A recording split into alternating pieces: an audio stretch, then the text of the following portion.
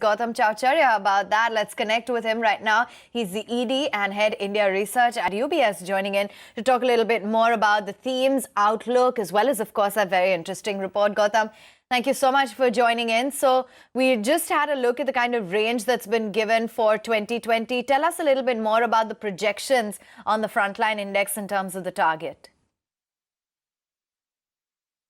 So our base case for June 20, we don't have a December 20 target yet. So for June 20, target is 12,300, basically where the markets already have rallied to. And this target we had set sometime back, not recently. And the range of scenarios is around 13,300 to 10,300 odd. So basically, if you look at the range, the risk reward is clearly not attractive anymore after the rally. But there is potential for the markets to still rally up from here if many scenarios and building blocks of our upside scenario fall into place. But our base case is still 12,300 for June 20. Gautam, most of the macro data, high frequency data, is not pointing, in a positive direction, which is something your report alludes to as well. So then why expect Nifty to continue to trade at those all-time highs? So firstly, there's a big difference between Nifty and the broader market, as we all know. It's only few stocks which has led Nifty to be at these levels. The broader markets have been struggling for the last couple of years, and small caps, etc., could be called theoretically to be in a bear market also. So it's not a broad market rally to begin with.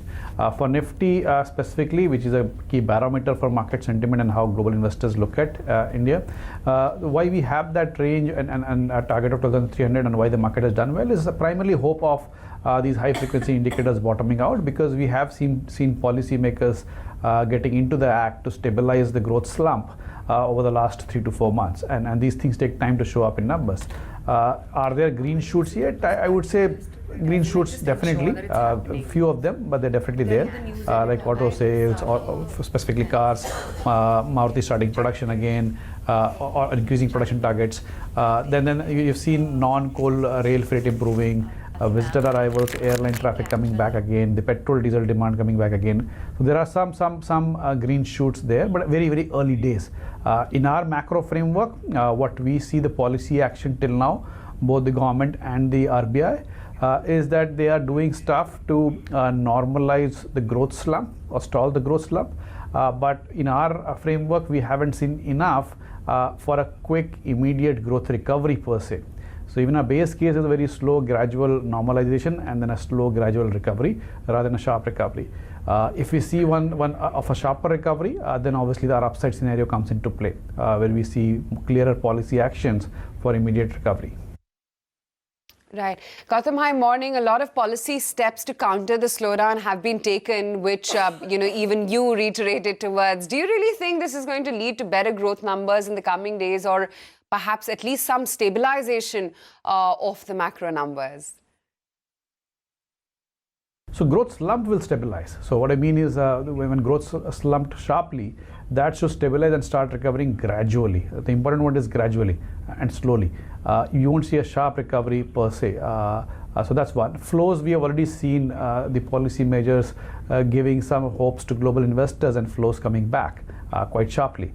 The local flows have been coming off. Ex the SIPs, we have seen negative flows also. So that is always a circular argument. As long as the returns framework is supportive, more flows comes in. And we are seeing beyond the big funds, very few big funds. A lot of the funds, specifically small mid-cap biased, have been not doing well for the small retail investors. And that's why we've seen the non-SIP part seeing outflows also. So whether it comes back or not is a bit of a circular argument. If markets remain steady, earnings come back, we see market returns happening, they might come back. But SIP is holding on to that same number is also a positive, reassuring sign for markets going ahead. But Gautam, what about local flows? Because, support from inflows has been pretty strong over the last 2 to 3 years. Do you think that they're going to be key for the market to watch out for going forward as well? And that's where the bigger push for the equities as an asset class is going to come in from? So the recent trends are actually worrying because local flows have been a big support for markets over the last 3 years, specifically in 17 and 18. In 19, it's been much more about foreign flows than local flows. Local flows have been very small in the context of markets. In fact, the November print was one of the lowest we have seen in the last 3 to 4 years. So local flows trends actually are not reassuring, it's worrying. Within that, SIPs is definitely reassuring, but we need to see non-SIPs at least becoming negative to neutral or positive for us to feel support of local flows for markets. That's a visibility which is difficult for us to have right now. It will also, in a circular way, depend on how markets do going ahead. Now, Gautam, every year the EPS starts with a strong number, but then you see downgrades coming in. So what's the outlook for FY21? Do you think that the EPS growth will come in this time after the tax cuts, the base effect, and some of the other factors that are leading to growth? So we do think so. So we have been earnings bears for last few years. On a headline basis, the earnings cuts for FY21 will be small, not big, because of the tax cuts, as you mentioned, because that helps the headline earnings, and also the financials NPL cycle reversal. So FY21 headline EPS should be met, but yeah, if you're looking at PBT or EBITDA, then we have been seeing earnings momentum being negative over the last 3 months, and we have some more left in the course of the next 2 quarters. Okay, we have seen the overall interest rates lowering. Do you think that now we're at the bottom and a re-rating led by lower rates will stop, and the focus is now going to shift to earning growth? Look, our formal economist forecast has another 25 basis point penciled in, potential for 25 basis points at most, and not any more.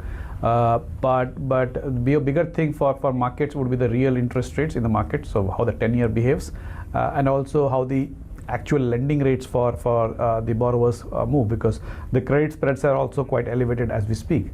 So whether credit spreads will come down or not, and how the transmission mechanism will work, will matter for earnings and for markets for sure.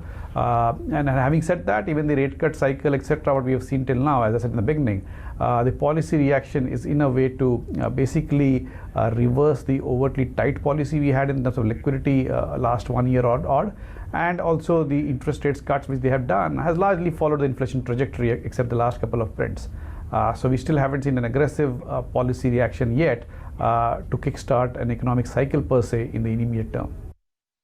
Now, one of the key sectors you're overweight on, property. Do you expect that to make a comeback after a decade of underperformance that we've seen from real estate stocks? So they have been making comeback over the last year or so.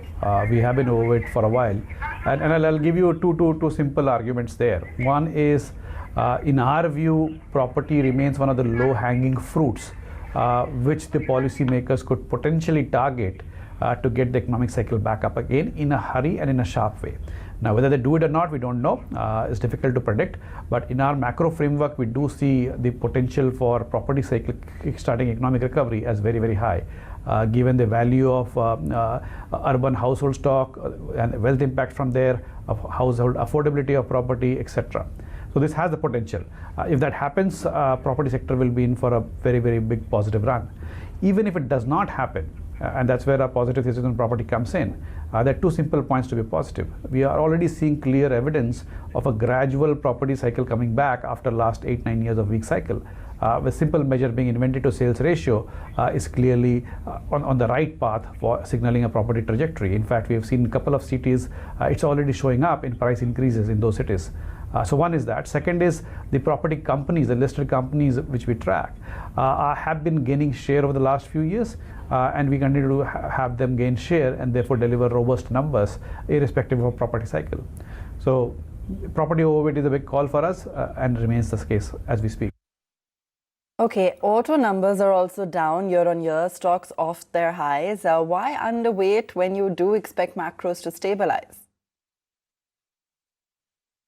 So autos, it's not a 3-year, 5-year call. It's a 6-month, 1-year call.